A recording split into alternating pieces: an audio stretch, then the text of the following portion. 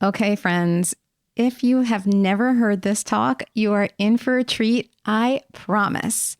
This is my original talk with Ed Asner, who died on Sunday, but will be making us laugh and think and feel for many, many years to come. Sitting down with Ed was one of my favorite experiences, and I'm really happy to share it with you. Ed and I talk about a very interesting assortment of things, from Mary Tyler Moore and Will Ferrell to how he felt about himself and his flaws and being broke and politics and being blacklisted and Charlie Rose and Me Too and women and a lot. He did not hold back. I don't think he ever did in life, and that's probably why we all loved him. So yeah, this was fun. One of my most memorable experiences ever. I remember the few minutes as I parked outside of his house and walked up his driveway and rang his doorbell. I could not believe I was at Ed Asner's house. Later, when we wrapped, we took pictures and he asked me to pat down his hair so it looked better. And there I was, patting down Ed Asner's hair, and I loved it. Then I asked him to do a little video that I could put on social media. I told him where to look and get ready. And then I realized, what the heck? I'm directing Ed Asner. And I just listened back to our talk and I can't believe it. It's a cool talk. And it was Ed Asner and me. So later, when he went to New York for a play reading, we talk about that in the talk, we met up again. I sat in the audience for the reading, and then we caught up after it was over. You'll hear that whole story on an upcoming episode of Really Famous with Patrick Duffy as my guest. He, of course, played Bobby Ewing on Dallas and was on Step by Step. So at the reading, Ed was full of spunk, and he also yawned a lot. It was an interesting mix. Plus, he had a girlfriend waiting for him at the end of the show. It was interesting. But before he left, we taped a few video clips, and I've been sharing them on social media. So if you want to connect with me on Instagram, Facebook, or Twitter, you'll be able to see them too. And then Ed and I said farewell, and that was the second time I met Ed. So here's the thing. Ed's publicist, Charles, and I set up a brand new interview very, very recently. It was set for July 30th, 2021. And I guess now I can share what happened. So I decided to go back to LA in late July for the first time since the pandemic. I knew I wanted to interview icons. We had just lost Gavin MacLeod, and I regretted not visiting him on one of my earlier trips. I had more to talk about with Ed. I really did. I had a lot of things on my mind. I had more questions for him, and I wanted more time with him. He is such a fascinating human being. So the first thing I did before booking my flight was I reached out to Charles about taping a new talk with Ed. And within a day or two, we were confirmed. We had a date. I was going to go back to his house and we were going to chat again. And this time I was going to catch the whole thing on video because now I have a YouTube channel. So then I booked a flight, two actually, because I decided to bring my son Charlie with me. And then I started reaching out to other celebrities to book interviews. In fact, I taped a new talk with Patrick Duffy a few days later, and then Patrick and I got really into talking about Ed. So as I said earlier, you will hear that soon. And you'll also be able to watch it on YouTube. So Charlie and I landed in California on Wednesday, the 28th, and I was super excited to see Ed on Friday, the 30th. But late on Wednesday, Charles reached out to me to say, unfortunately, Ed had to have a minor procedure on Friday, so he would not be able to do it. So can we try next week? And we did try next week, but that didn't work out either. And so I'm sorry to say I did not get that third chance to sit down with Ed. But you know what? I'm lucky I had the first one, and I'm lucky I had the second one, and they're all good memories. So here is the whole talk in full, my original talk with Ed. Just a side note, we touched on the topic of him being blacklisted after Lou Grant.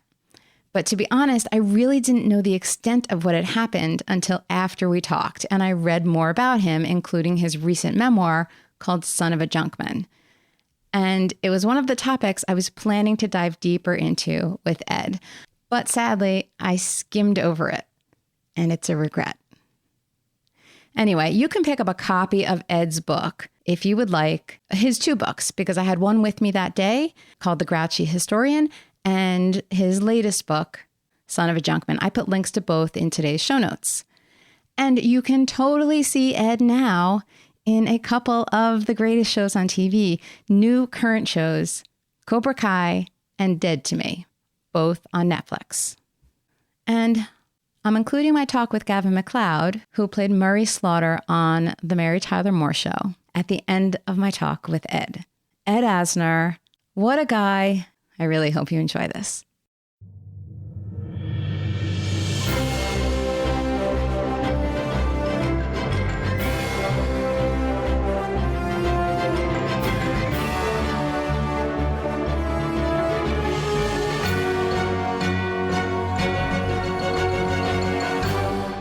Hi, this is Kara Mayer Robinson.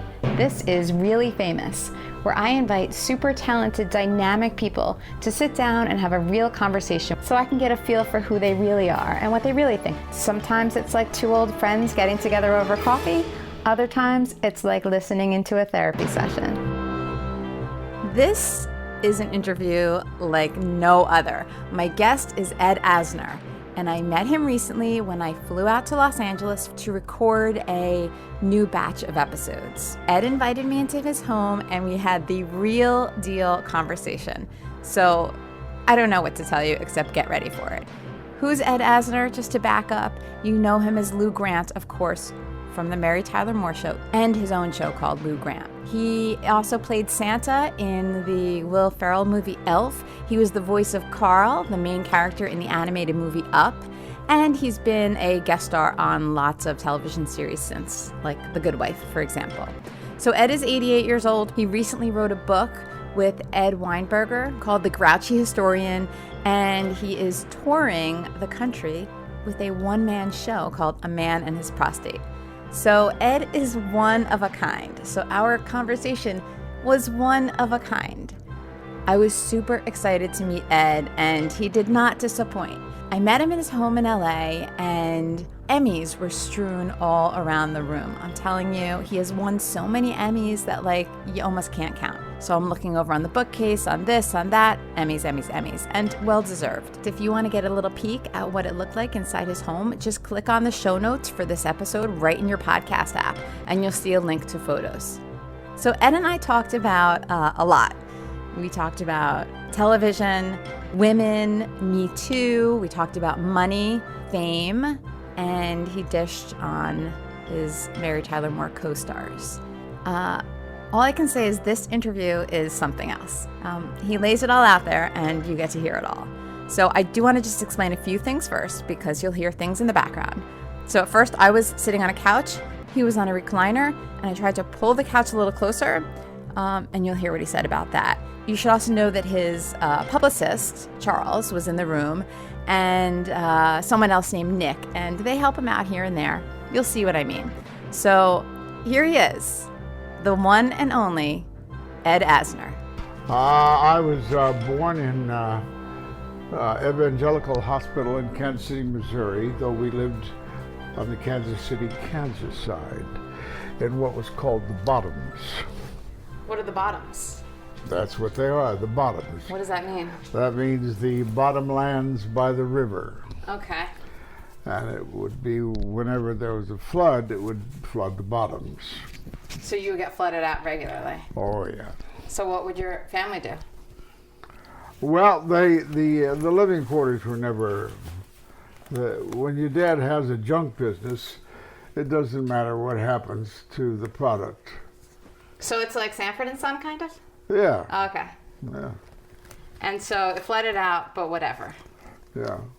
All right, so I don't want to only talk about the past, but you have a lot. Have we got a future?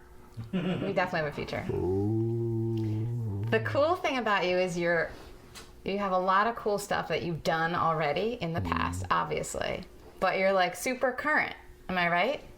You're like totally active. I don't know what your standards are. If you think so, go ahead. Well, okay, so if you're touring around the country with a one-man show, yeah, I would call that pretty current. Okay, yeah, it takes a little energy. So the show is called A man and his prostate. Right. And what do you do? What do you do on stage? Well, I sit on stage and I talk to the audience, and I refer to various slides and pictures that we put up to explain prostate cancer as I talk. Go ahead. I don't want to scratch your floor, but I feel like you have to turn your neck to see me. Come on. That's not comfortable for you, right? Come on. All right. What was your question? Oh, my question. So my question was, what do you do on stage with your show? No. I talk to the audience. All right. So that you do. Where are you going with this show? You tour all over? We've gone all over, yeah. Let's see. I'm leaving Friday for New York to do a rehearsal for a few days, and then go down to Florida for 3 days, 3 different performances down there, then return to New York and about 4 or 5 in the New York area, including Rhode Island. And that's a staged reading of a wonderful play called The Soap Myth. And it's written by Jeff Cohen, and it deals with the fact of the Nazis boiling down Jewish bodies to make soap. That's crazy. And when I finish that, I'm just committed for 2 weeks to that. And Okay. come back to LA and continue my journey with sporadic appearances of a man and his prostate. Right. Until one of the movies I talked to, talking to about 3 or 4 people about movies, and one of them comes through. That'll be nice. That would be good. So I'm going to tell you what I read. First of all, I want to see your show when it's in New York. When you're in New York Well, doing you that. get your ass over there. I'm going to. Do you know where it is? Like specifically? It's somewhere. Who knows? I You don't got have it to on look my it up. schedule. All right, I'll look it up. We'll look at it later. So I'm going to tell you that I remember seeing you in The Good Wife recently. You were quite a character. Yeah. Creepy. I modeled myself on Sheldon Adelson. He's a rich right wing from Vegas. Yes. That was in 2015. I looked it up. Was that long ago? Yeah, and I'm going to tell you something. That's not that long ago. That's like 2.5 years ago. Yeah. Since then, if you look on your IMDb page, you have been involved in 53 other things since then. Yeah. There's a lot of bullshit It's in bullshit? there. I don't know. I don't know what they are, but I wouldn't take it as gospel. Okay. Because I'm like, that's a lot for anybody. It's a lot of things to be in. Where'd Charlie go? I don't know. Talking with Liza upstairs. What the hell did he come here for if he's not here? What, you need him? I don't know. Okay. We Well, can do it I- without him. So let's carry It's on. you and me. Let's you and me, baby. Let's carry on. All right, let's go backwards a little bit. Because I like The Good Wife too, but let's back up. Can we talk a little bit about the good stuff from Mary Tyler Moore? All right. I'm going to give you a name, and you're going to tell me the first reaction, the first thing that comes to mind. Gavin MacLeod. My buddy. Yeah, we were close. He's a beautiful guy, and we had. I was very tight with. Well, the 3 guys were tight with each other. Ted Knight, too. Ted eventually turned, but Gavin always stayed true. What do you mean turned? He was doing publicity for his new show. I know, but Too Close for Comfort? Yeah, something like that. At the time that Lou Grant was taken off the air, and he made not nice comments about the show was boring, and he thought I had been taken advantage of, stuff which was not helpful.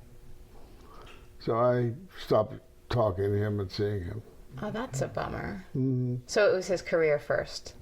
Yeah, it was, and I think he was letting out a lot of frustration he had felt during the course of Mary Tyler Moore. What from what?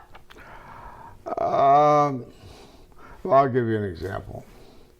somewhere during in the earlier years of Mary Tyler Moore, he came in to see Alan Burns, one of our producers, and he said he wanted to leave the show. And Alan said, "Why?" I said, "Well, I just don't want to be thought of and considered by this big jerk that I'm playing. I just can't take the opprobrium," he didn't use that word, but it's a good word, that I feel doing this. And Alan talked to him for about a half hour. And Ted, people separate. They know it's not you. They know it's the character you're playing, how valuable it is, what a wonderful performance it is. Finally, he convinced Ted to stay. At that point, Jim Brooks, the other producer, comes walking into the room and says, "Hey, Ted, how's it feel to be the biggest schmuck in the world?" Perfect timing. Comedic timing. Yeah. So that's the kind of frustration he felt. Got it. So that went on for years, and then that was how he dealt with it later. Yeah. Got it. All right. So Gavin MacLeod, I have to say, I just spotted your Emmys, or a few of them, a couple of them. Yeah. So those are on your desk. Where are your others? Oh, here are a couple others. Oh, and a couple of others. Oh, I stopped on at the end, but we're not. All right. But it's not everybody has the decor that you do. Yeah, All right, no. I'll move on from the Emmys. Gavin MacLeod is a great guy, and I met him once too on the Love Boat. It was a Captain Stooping? Yeah. Stooping. It was fun, and he's a great guy too. Yeah. Okay, so Mary Tyler Moore reaction, just like you did with Gavin. Mary Tyler Moore? Yeah. A most complex Swiss watch. She was the most phenomenal, best leading person to ever have a TV show and to foster such great treatment of a cast with writers and with situations. Everybody got to be a star around her. She was the axle around which the wheels revolved. And she was perfect. But she then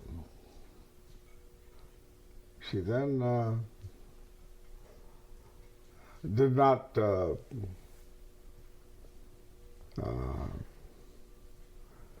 she was perfect then, and she was less perfect later. Right. Well, she started drinking, I guess, was part of it, right? I don't know what it was. The diabetes. Oh, yeah. The lack of growth, I guess, in terms of roles and stardom. It was a shame. Yeah. Did you keep in touch with her at that point? I did. What a loss for her. Yeah. What a great performer and a great star. Lou Grant, you liked doing the show Lou Grant. I did. It was not as much fun As Mary Tyler Moore as because Mary of Tyler Moore, and the star generally, other than reaping the rewards of being the star, usually doesn't have as much fun as the kooks that revolve around. Sure. It's a little more work, and it's a little And more... I would also tell you that we had a brilliant cast in Lou Grant. Everyone was perfectly cast. I think it was as good, if not a better cast than even Mary. That's something. Mm-hmm. So who's the best actor you've ever worked with, other than you? Oh, shit. I don't know.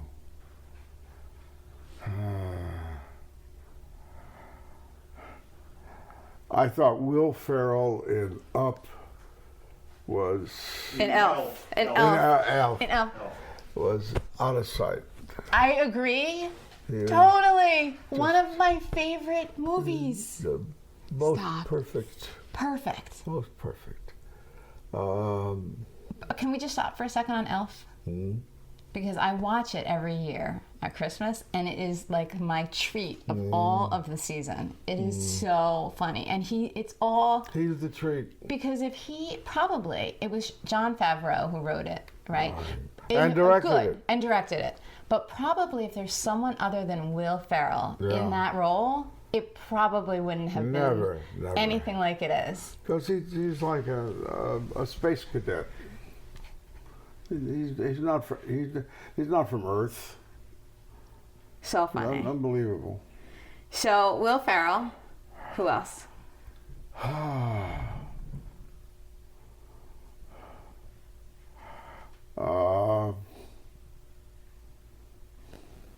That I've worked with. Yes. Or that you haven't. Well, I saw Mark Rylance in Jerusalem, in London, and subsequently little bits and pieces on film. And he's got to be probably the finest actor around. But you've never worked with him? No. He's a gentleman. Okay. Who else? Paul Newman, maybe, from Fort Apache? I don't know. But I was aware of Paul Newman's lack while I worked with him. I still thought he was captivating and marvelous, but I also was aware of his omissions. What do you mean omissions? I could see his limitations. Oh. Yeah. So not the greatest actor. No. How about Christopher Plummer from Up? Well, I think the raves he's getting for all the money in the world are long overdue. His talent has always been there, and it certainly was apparent in Up. He's also supposed to be a good swordsman. Okay. Yeah. So I would highly tout him. He probably can't do comedy, so So what's harder, comedy or drama? I know you've probably been asked that a million times. Comedy's much harder? Yeah, sure. But for you also? Or just in general? No, because I build up a technique or a manner that people automatically laugh when I open my mouth, so it's gotten easy for me. Or I know how to shortcut to get them to laugh quickly. Right. So you know what works and what doesn't by now. So tell me about fame. Who? Fame, being famous. Are you? Of course. What is it like No, for it you? doesn't mean a goddamn, because I'm broke. Fame hasn't done a goddamn thing because I don't have any money. Really? Yeah, I need that next job. What happened? Oh, I wined women and so on. What's the story there? Tell me the story. What story? The story of life for you. Oh, I just strewed money where I went. Where specifically? Well, I'm not going to identify them for you. Well, I don't mean who, Oh. but give me paint a picture, some details. Well, I got 4 kids. And I think I've been generous with them where I can be. I was generous with both of my wives in divorce. And I never made that much money. By the time I was starting to make money with Lou Grant, I shot my mouth off and got the show canceled. Really? What happened? Well, I spoke out against the American financing of murderous generals in Latin America, and called to stop financing them. Kimberly Clark was a sponsor on Lou Grant, and they had 2 companies in El Salvador. And they withdrew their sponsorship. Cadbury's candy withdrew, and Vidal Spittoon. Sassoon. Vidal Sassoon. So they pulled out, and then they decided to pull the show then because of that? Well, that supposedly was the reason. They were worried about holding the ratings on Monday nights. And also, Paley was pissed off because I was making political pronunciamentos. So he wanted to teach me a lesson. And then what happened after Lou Grant? What was your next gig? Your next job? Well, I was kind of blacklisted for a You show. were? Yeah. I didn't get jobs right away. But you tried. Well, I think my agent said it best at the time, Jack Fields. He said that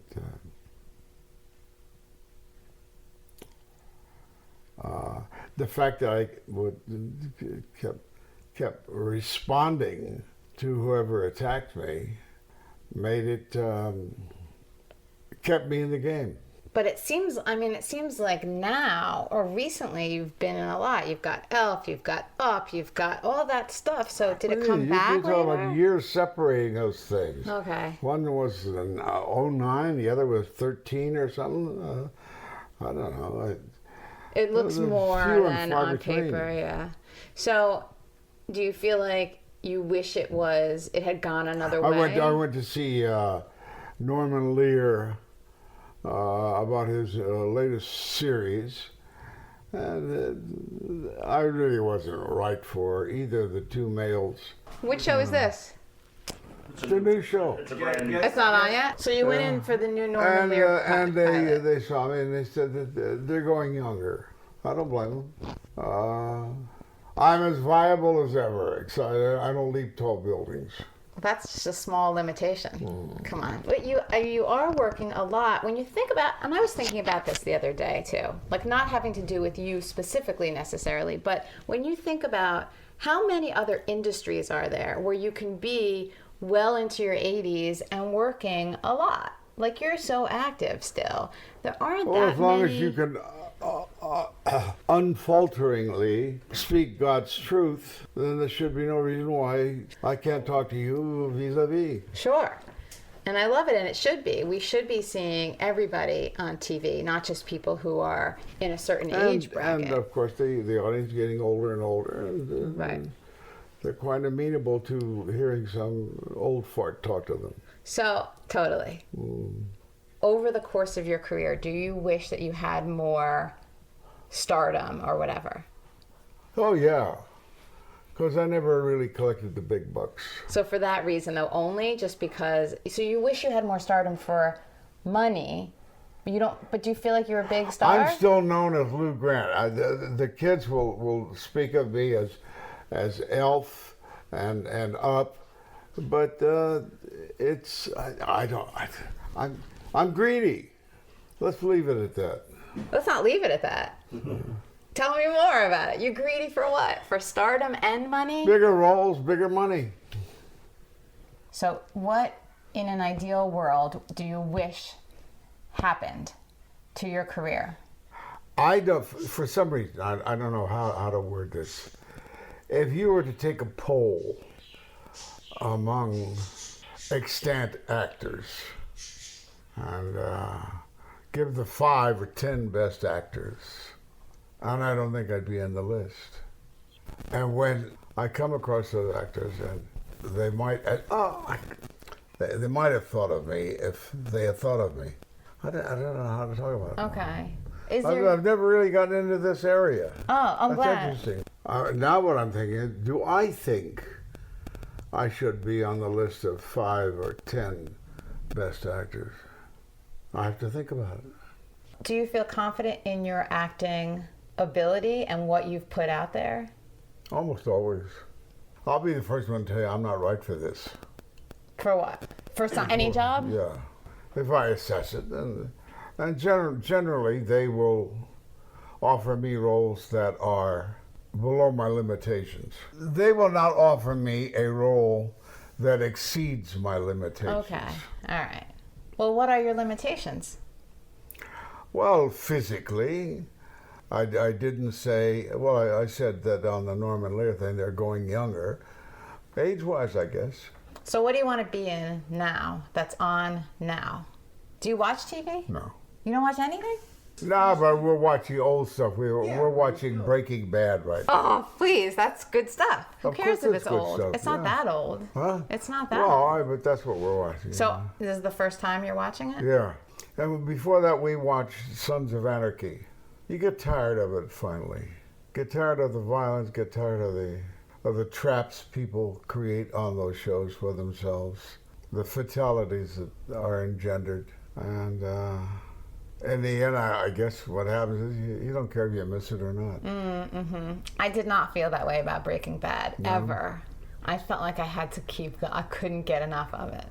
His wife certainly does a hell of a great job. Anna Gunn? Yeah. Yeah, she's good.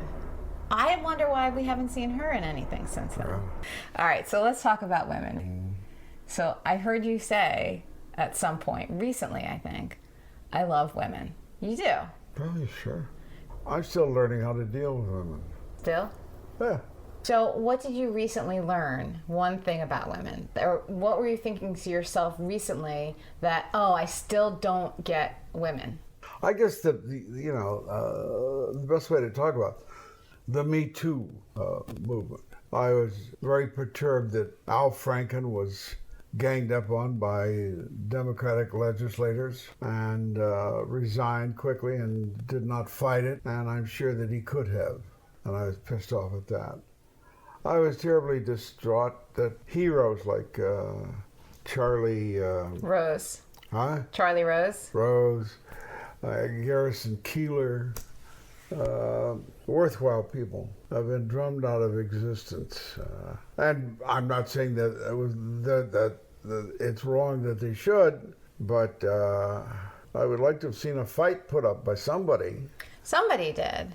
Who? Tavis Smiley. Oh, Tavis Smiley, another one. What he fought it? So he right away he put up like videos and went on different news programs and he said, this is not, whatever I did, whoever I dated or whatever else, I did nothing wrong. They didn't even give me a chance to really tell the story. He is a gentleman. So I don't know what happened since then, but he was the one who he was the first one I like him a lot. He's a good guy. And here's the goddamn president who was caught on actual tape bragging about what he has done to women. Where are the vigilantes to nail his ass to the board? It makes me furious that nobody has done a goddamn thing about him that I know of. So why is that? Is it because it's politics? Why is he getting away with it, but nobody in Hollywood is? You tell me. What's your theory? I don't know. But it makes no sense. I'm not chasing him. If somebody started a fund, I would contribute to it. A fund for pursuing his ass out of office. It hasn't stopped me yet, but there may be the gal that I get along great with, and we're joshing and joking, and I pat her ass, and will she then turn around and bite my nose off? Right. So that's what you worry about now. Yeah. Whereas you wouldn't have thought about that before. Whereas we had sexual liberty before. That liberty has been greatly circumscribed. Catherine Deneuve also did something. Oh, I liked what she did. Mm-hmm. And I leave it to the French women. Yeah, that was good. Mm-hmm. That was good. And evidently Daphne Merkin wrote a piece which yesterday's editorial page was filled with responses in the New York Times. It's a complicated situation. Yeah. So you date people now? Are you dating people? Somebody? Not really. First of all, at least 50% of the women I meet are on the other side of the hill, and I don't feel like going over the hill. So you mean in like Beverly Hills or something? Yeah. Where do you meet them now? I don't. If they come over here, that's fine. Okay, so you don't want to go over the hill, but they'll come to you. If they're younger, why can't they? You were married twice, divorced twice. Yeah. What about your kids? What's your relationship with your kids? You have 4. Mm-hmm. I live with Liza, who's upstairs. You haven't met Liza? No. She has a twin brother, who's vice president of the Autism Society, and he's a good guy. I get along fine with him. They have a younger sister, and she's a witch. She might do a little acting now and then. What's her name? Kate. And she's eventually going to try to take her family counseling test. And then I have a 30-year-old son born out of wedlock, and he's autistic, and he got a bachelor's degree from the University of Southern Connecticut, and he's in New Haven, and he's looking for a job, and he'll eventually go back to school, I guess, if he doesn't get a job, and get a master's degree.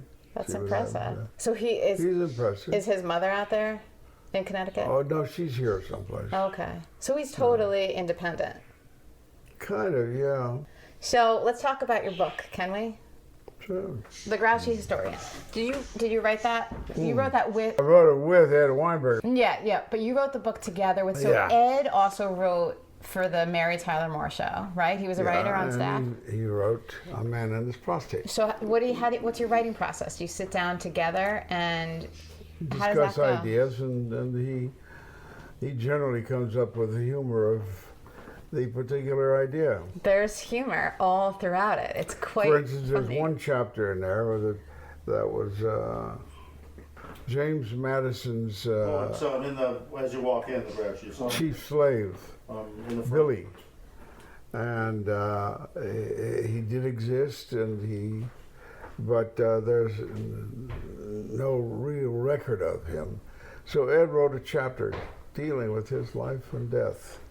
He died.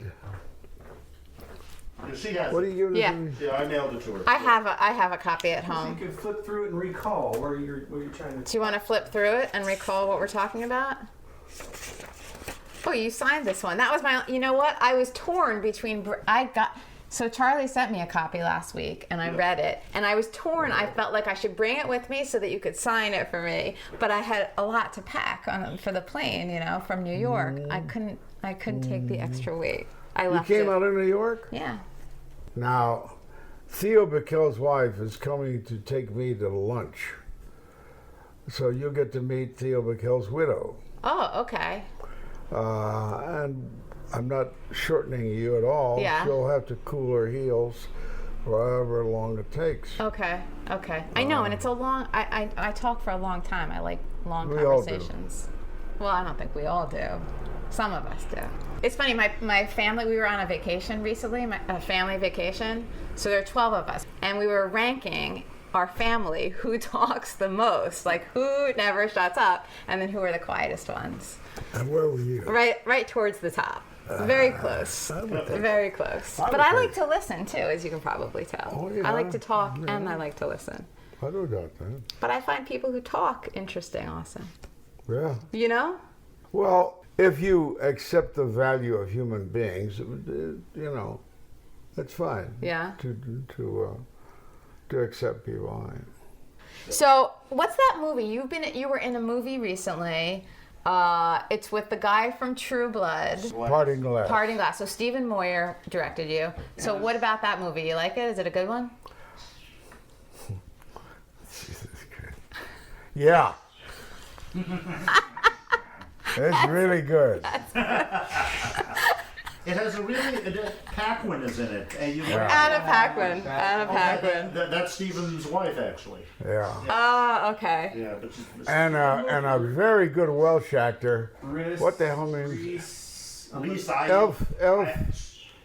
Reese Evans or Athens. Elf. I can't remember. I'll get the name for a minute. Okay, But he's what wonderful. I don't have the What internet have you yet. been in recently that you really love? That you think is a great something? Well, this reading I'm going to be performing for 2 weeks.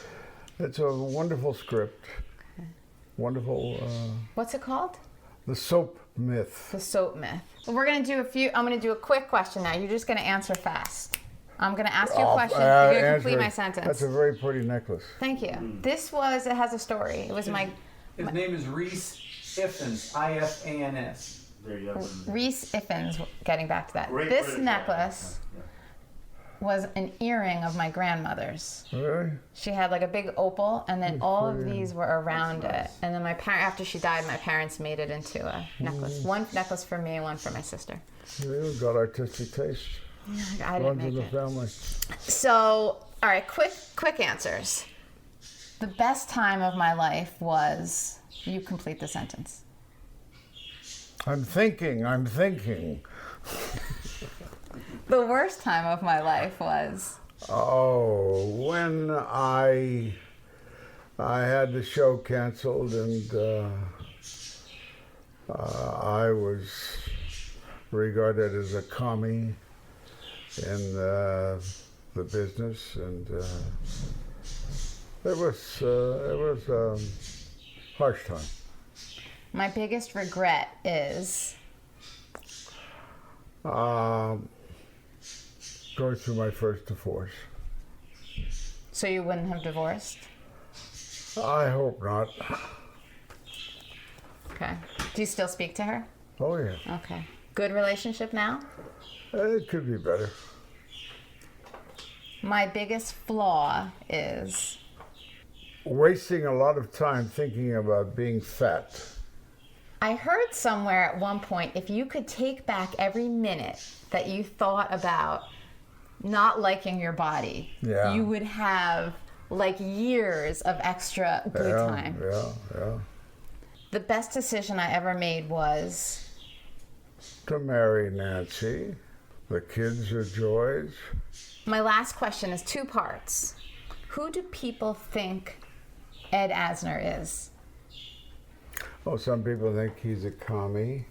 Other people think that he's a self-indulgent actor. Some people think he's a great liberal. Some people even think he's sexy. Who are you really? Who are you? Well, a bit of all of that. Yeah.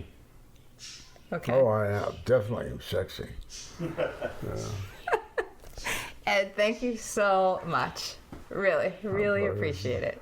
Well, you got to take pictures too. Let's do it. Granado, nació de ti mi amor. So do you sing too? Well, I have. You should sing more. I know, I should. It's good. Yeah.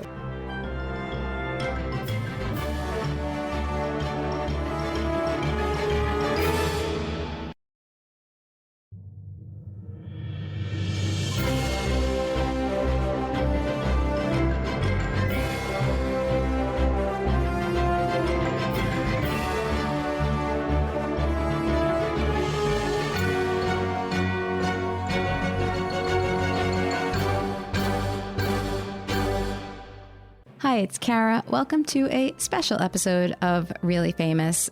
This week, I'm running a conversation I had with Gavin MacLeod, who, of course, we loved as Murray on The Mary Tyler Moore Show and Captain Steubing on The Love Boat. He was just a really great, all-around wonderful guy. In real life, he died over the weekend. He was 90 years old. So I do have a little personal story about Gavin. Gavin and I met in 2014 when I was writing for the Today Show's website, and I was sent on a press trip given by Princess Cruises. So Princess was celebrating one of their ships, the Regal Princess, and to do it, they had a big party on board with a lot of TV stars from, I guess, the 70s and 80s. I mean, like, everybody was there. Christopher Knight from the Brady Bunch, Florence Henderson from the Brady Bunch, Lorenzo Lamas, Rich Little, Marion Ross, Joyce DeWitt, Doris Roberts, Dick Van Patten, even Charo was there. They had a big kickoff party where all these stars came on board, and they also had the entire cast of the Love Boat. And once the ship set sail, the entire cast stayed on board throughout the sailing, and we got to mingle with everybody. I sat down with each of the cast members, Gavin MacLeod, Ted Lange, who played Isaac Washington, Lauren Tweez, who played Julie McCoy, Bernie Capel, who played Doc, Jill Whelan, who played Vicky Steubing, and Fred Grandy, who played Gopher. So I was given 10 minutes, maybe even 5 minutes with each cast member so that I could write up my story for the Today Show. When I sat down with Gavin, we went a little longer than 5 or 10 minutes. In fact, Gabby McNamara, who was Princess's publicist and arranged everything, and now, side note, is a friend of mine, was sort of looking at us like, okay, wrap it up. There are other journalists who need a chance with Gavin too. But something happened with me and Gavin. We just kind of felt like family. And he says something about that towards the end. And we went on a little longer than we should have. But it was wonderful and I loved it. And he was one of those people who I felt like I really wanted more time with. So a few years later, when I started Really Famous, I said to Gabby, the publicist, Gabby, I just have to sit down with Gavin for a longer period of time and have a great in-depth conversation with him. Please, let's set this up so he can be a guest on the show. She said, yes, absolutely. He loved you. Let's do it. But he had no plans to be in New York anytime soon. So we thought, okay, we'll just do it in LA the next time I'm there. I usually go a few times a year to interview people. But Gavin lived 2 hours about outside of Los Angeles. So every time I would schedule a trip, it just did not fit into my itinerary to drive all the way out to the desert where he lived. And so we just kind of kept waiting for the perfect moment. Well, the perfect moment did not come, and it is a regret. But I felt really lucky to have known him even for that tiny bit of time in that teeny tiny way. And I thought, maybe I should share my talk with him on the podcast. So that's what I'm doing. A few disclaimers. It was much shorter than my normal podcast talk because I was only given 5 to 10 minutes.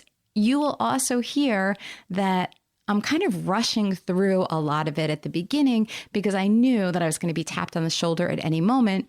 And so I was trying to just kind of make sure that I moved it along, which I would not do now. You can see, I think, the evolution of my interviewing skills between what you hear today with Gavin and what you normally hear on the show. And another difference is the sound. This was not intended to be broadcast audio. It was just for my own use so that when I wrote up an article, I would be able to quote him properly. So we were in a very busy, crowded room with a ton of journalists and publicists and people working on the ship. And so you will hear a lot of background noise. If you don't like it, just turn it off. Don't listen to it. But it's so much like you're just going to be eavesdropping on him and me having a conversation. So I thought I'd give you the option to listen to it. So even though I never had Gavin on Really Famous, I did talk about him a ton with people who he has worked with. One of my very first guests was Ted Lange, who, as I said earlier, played Isaac the bartender on The Love Boat. I also had Jill Whelan on the show. She played Vicky Stubing, Captain Stubing's daughter. When I had Ed Asner on the show, Ed, of course, played Lou Grant on the Mary Tyler Moore Show. We talked about Gavin as well, and that was fun. And later, when I went to Marion Ross's home in California and we sat down to tape an episode of Really Famous, we also got to talking about Gavin, and she mentioned how wonderful it was for work with him. She played his love interest in The Love Boat. So if you want to listen to any of those 4 talks, you can. I put links to all of them in today's show notes. And now for this unconventional episode of Really Famous, here we are in 2014, Gavin MacLeod and me. A couple of questions. Go ahead. You are absolutely Captain Stubing, but you're also Murray. I know. So My daughter, I have 7 kids and 10 grandkids. And my one daughter, Julie, said, Dad, you'll always be Murray to me. Really? He said, that's the closest to you, really. is it? That's what she was my thinks. question. So, what do you think? Well, as an actor, I played all these, some of the things I played, you wouldn't even want to talk to me. I played drug pushers and things like that. And they show up on television. But, Murray's, for 7 years, I exemplified the brown bagger. The guy that never got promotions, never got money, did all the hard work and all that. And when I finally appeared as this guy in the uniform with dark glasses, the epitome of authority just changed. And a lot of the people started to go a little crazy. And then I thought about it and I said, well, it's wonderful God did it this way, because if I played the captain first and then played Murray, they wouldn't have gone. I wouldn't have. This is like a lot of interviewers have said, it's like Murray got a promotion. And eventually this character, in the beginning, he was not who he became as the link. The show started to go on, and I said, he's got to be a likable guy. He can't be what they wrote in the pilot. Right. Yeah, and he can't be mean. He can't be that. They don't want to see that weak week after week in the bedrooms and the hospitals and the kitchens. And I want to see a nice paternal father caring. And so we eventually changed it, and that became me. Okay. And that's what I really like. I have all my kids and my grandkids. And I love them. I'm involved with their lives and other people too, you know. Yeah. And my book is doing very well. That's It's all great. about it, yeah. Now, where do you live? I live in California, Okay. and I live in an area called Rancho Mirage. Oh, my parents go out there every year. They're Well, addicted that's to where I it. live. They love it. I'm doing a play this winter if they want to tell come and them. see it. They're usually there in October, I believe, but I will No, let them this is know. in December. Okay. So October was hot this year. I know. They said they had to stay indoors during those hours in the middle of the day. I know. All right, a couple other questions. Okay. So tell me about the costumes, the wardrobe, the socks, and the shorts of Captain Steuben. What about Did them? you appreciate being in those costumes? Were they okay? No big deal? I want to tell you, all I can tell you is this. I did an interview with a huge television show yesterday. And the first thing she said, she was a young, beautiful girl, she says, "Where are your shorts?" I said, "Oh, they didn't want me to wear them." She said, "But I want to see, I like your legs." Yeah, She you got your says, legs. "You have soccer legs, they're strong." I said, "And they're short?" I said, "Well, they didn't want me to wear them for these interviews and all that. But you I'll be didn't in them. mind- I'll be in them tomorrow." You will? And you, Oh yeah, you I were live in last them. night. Okay. I live in them. And that's what I do Very in sunny good. California. Okay, my last question. What do you watch on TV now, if anything? I watch PBS. Okay. You watch Yes. Downton Abbey or? I love Downton Abbey. Are you kidding? So much that I call my brother my lord and my lady. I said, "This is Carson in the kitchen." And so we relate to each other like that. They even dressed the Oscars last year.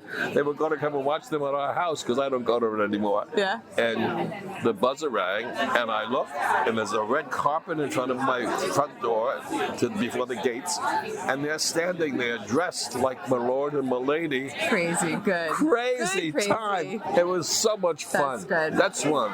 But I like Tom Selleck's show. Oh, Blue Bloods? Yeah, I love New York City. And so that's shot in New York City. Yes. And the bad guy always loses. Yeah. And Tom Selleck should run for president. Okay, so tell me, if you could be a guest star yourself on any show currently, are you looking at Blue Bloods or something else? Boy, that's interesting. I would love to be with the Blue Bloods gang. Good to know. Oh, I would love to be with them. I mean, the grandfather, when he was singing, he did Sweeney Todd, you Yeah. know. And then Tom, I love Tom, but the authority Tom has in this character, the height that he has, I'm telling you, I would vote for him for president. Okay, duly noted. One last question. Mary Tyler Moore, do I love her. you talk to her still ever or no? She's having a rough time. Is she? Okay. She has diabetes. It's been a terrible juvenile diabetes all this year. She was the head of the association. We did things together for her, and she's having a rough time. She's not So we doing pray well. for her every day. Okay. You know, we're all getting older. I mean, I'm 83. I'll be 84 in 2 months. She's in her late. I'm 7 years older than Mary. Okay. Valerie is really recuperated from that terrible thing.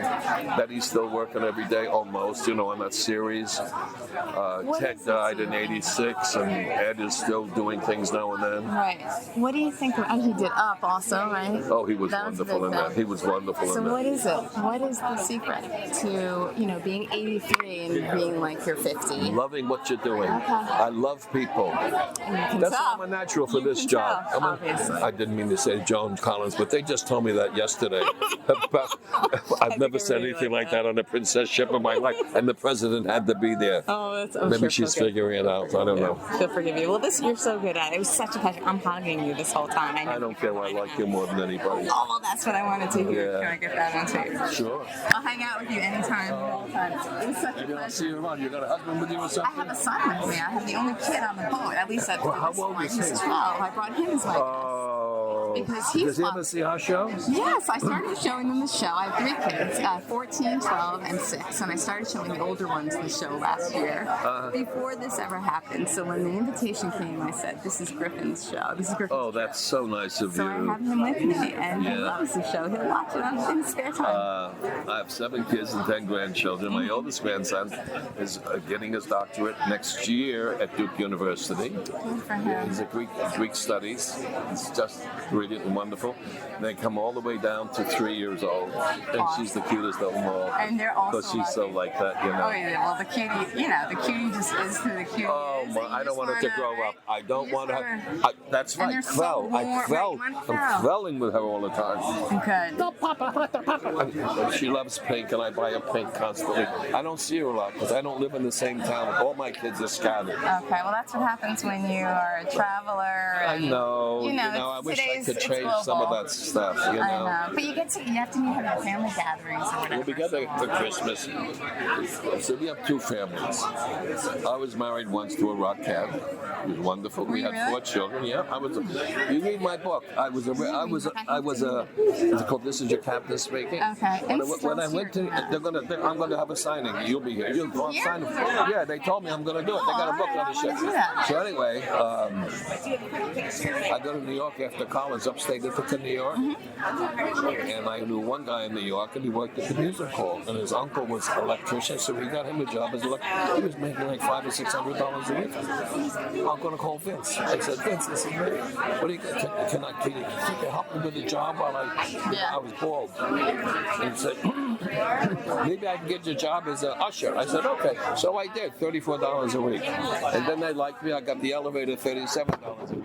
You know, for the reserve seats, the first mezzanine. But I would go on interviews for jobs, and people would look at me. What do you want to know? How can you play? You don't have any hair. So I said, I got to get some hair. How am I going to do that? So I saved. I would walk to work. We lived on. I became a roommate for Vince and another guy, so it was cheap. And we were on Central Park West of 73rd Street. I would walk down there. You know what I'm talking about, right? Yeah, that's where I'm from. Down 6th Avenue. I always wanted to walk to the music hall between 50th and 51st on 6th. And there was a men's shop. Every morning I walked past that men's shop, and they always had in the window a display of Fruit of the Loom underwear. It was 69 cents a pair. This is in the movie of my life, which they show on the ship. They have little Abner with underwear and stuff like that. I'm looking at that underwear, 69 cents a pair. Someday I'm going to get you. And I said, now I go in, I buy a 6-pack just like that. And for me, that's making it. That's awesome. So I got enough money. I had $125. Vince loaned me some. I saved a couple of bucks. So I go, I have to get a hairpiece. So how can I start a career? So I finally go to this place with a hairpiece. And the guy was bald head. He said, I said, hold on. He says, I'm in my early 20s. I'm like 21, 22. I'm 21. He said, what can I do for you, kid? I said, well, look, I don't have any hair. You sell hair. He said, he walks around me. He said, well, between 500 and 600. I said, dollars? I only have 125. I'll come back when you get the rest. I said, oh, mister, I'm looking at the music hall in the elevator now. And I said, what am I going to have this time? So I started going down the stairs. Then I hear, hey, kid, come back up here. So I go up there. I said, well, what? He says, follow me. So I followed him. He opened this curtain. There was a big wall, a mirror, and a bench and some stools, and there was a block with a hairpiece on it. He said, sit down. He was a bossy New Yorker. He said, sit down. I sat down. He takes his hair, puts it on my hair, on my head. He said, what do you think about that? I was thrilled. I said, this is magnificent. And I said, it could look like a bird's nest. It wouldn't make any difference. I had hair on my head for the first time. He says, you you can have that for $125. I said, I don't understand. You just told me about $500 or $600. The truth is, I feel sorry for you. And he said, a guy came in, got a new one, left this here, so I can give you a second-hand hairpiece. You can get it for $125. So I put it on my head, and he says, I was 10 feet off the ground. I couldn't wait to have the Rockettes see me. And so I said, can you tell me who this belonged to? He said, we're not allowed to. I said, well, did you ever hear Frankie Lane? The singer? You're too young. He was a big singer. No, are you kidding? I saw that 5 times. Okay. One of my favorite musicals of all time. Frankie Lane, I won't go that direction because it's so funny. Okay. Because he did a song called Mule Train. So the story goes, I was feeling great. Every place I went, they said, oh, what nice hair you have. Every time I heard Mule Train, it would go flip-flop, flip-flop. No, the truth is, it belonged to a guy. Maybe you know, you're too young to. There was radio at one time. I know about that. Andre Baruch and B. Wayne. B. Wayne was a band singer. Those two were married.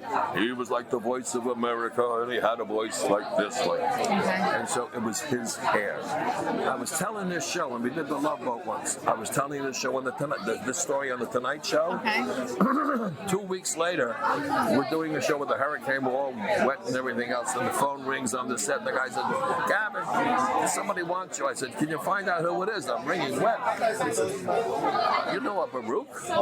That be Andre Baruch's hair? I thought.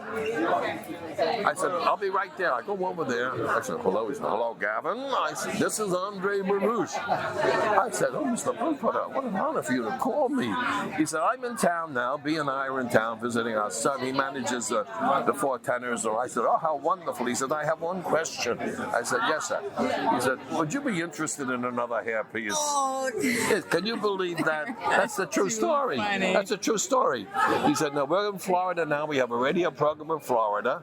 And so before I even could get down there, he passed away. But she's in a home with one of my friends that's here who shoots a lot of stuff for Princess. His dad is in the home with B. Wayne, big band singer before your time. Okay, yeah. That big bands and all that. Yeah. But there's something about you I love. Oh, well, thank you. There's something about you that I love, too. So I'm I love a nice mother. You got a nice husband and everything. I have a wonderful husband. Oh, I married well, that's meaning right. I knew, That's right. right. I wasn't going to marry somebody who wasn't Yeah. a good guy. That's good. Plus, he makes me laugh. And I have 3 You know, I talked to a lady today. I called my wife. There's somebody in our company I didn't want to say. I said, Patty, his wife is so attentive. She's like a caregiver. And I ran into her this morning. She said, you know, it's not so easy being married. I said, I know. But what saves it is the humor. For me. We both laugh at the same time. It's a good thing. It's a good thing. And he likes that I laugh at his jokes, because not everybody does, but I sure do. That's so wonderful. And it's all good. Who cares? That's wonderful. That's good. Well, thank you I wish so you all much the for best. taking the time. And I wish you all the best. If I'm you gonna see try to me get with you your on Blue son. Bloods. Okay. I'm not an agent, but I can write about it. Blue Bloods. Look, I just you wrote a kidding? story. No, it's not up to me. But I wrote a story for the Wall Street Journal a few weeks ago about more television shows filming in New York City than ever before. That's That true. was my story, so I spoke to a lot of production companies who do shows in New York. There are so many now. Blue Bloods is one of them. I didn't speak to them, but we'll see. See, many years ago, just so you know, many years ago, there was a show called Hawaii Five-0. Oh, yeah, please. I The watched first it one. Okay. Yeah. I played Big Chicken on that. Oh, I don't remember. Big Chicken. I was up for it. I mean, Big Chicken was this terrible guy that like crawled. This is my son's favorite thing that I did. David likes this thing. Like crawled up from a wet rock. He would get kids hooked on drugs, so they would steal for him. The reviews were incredible. They wrote him back in again the end of the first year in prison now. He's got a zip gun to Jack Lord's head. A character. You need that. Crazy character. Yeah, you need that. Jack said, where do you get the nerve to play characters like this? I said, I don't know. You're I an just actor. play What it. do you mean? I just That's play it. what you It's do. challenging, you know? And so anyway, so I had the idea on Hawaii Five-0 They did this once with Ed Asner. They brought him back. He was a killer, so they brought him back in the new one. They should bring Big Chicken back. Oh my God! But what they should, what they, no, I don't want you. I really don't want to do much of that anymore. I make spiritual films, Okay. and it's a whole different thing. Yeah, you can't do that. But you can. But the way I see him, now you're going to see him out of prison, and he's done the reverse. Now he's helping children. He teaches them, he helps them. So he's become a good guy. In prison, he read the Bible, changed them, and he becomes a good guy. That was my idea. And I was doing some radio shows. Some people called in, and they're older, they're not young like you.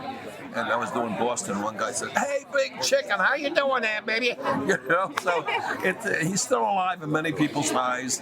And I have a friend who's a minister who loved that show so much, he went to auction and bought Jack's blue suit. The blue suit Jack used to wear. Your dad probably saw him. Yeah. I says, "Too bad that Jack didn't save his hair. That one piece of hair that never moved." I don't remember the hair. Oh yeah. Well, you were young. He didn't have a big head of He had real hair, but he had one little piece sticking down here. It could be a whirlwind. It could be a hurricane. It never moved. We all joked about that, but I liked him. He was tough with some of the actors. I'm gonna look for you at the signing, and I want you to meet my son Griffin. His name is Griffin. Right now, he's the only boy. He's the only kid I on. had an uncle named Griffin. Oh, did you? Yeah, he told me about sex. You know what he said? What? Because my father died when I was young. Man. He said, Gavin, I have more people coming to talk to you. Sorry. I was talking to him a little too long. I'm sorry. "She's my long lost daughter. You don't mind." So he says, "I don't mind waiting." There's just something about him that I have to talk about. So anyway, Yeah. what happens is, my mother would. Gavin. Oh. I feel like you actually like me. So what happens is, Thank you. I don't mean to be rude. This is the last thing he's going to tell me, and then. So it's my uncle who's a guard at Sing Sing, you know, prison is asking me.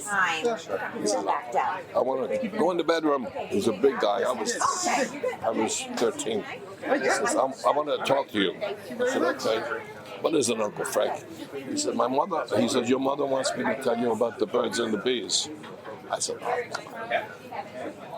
"Okay, what I'm telling you is something I want you to remember for the rest of your life. It'll keep you out of trouble."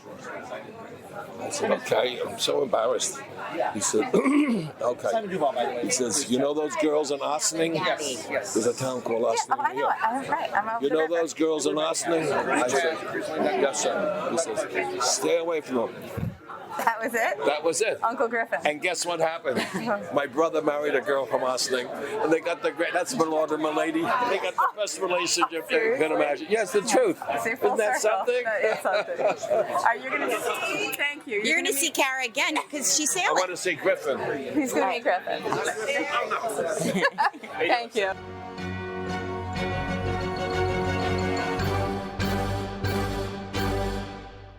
Okay, so that was it. That was our talk.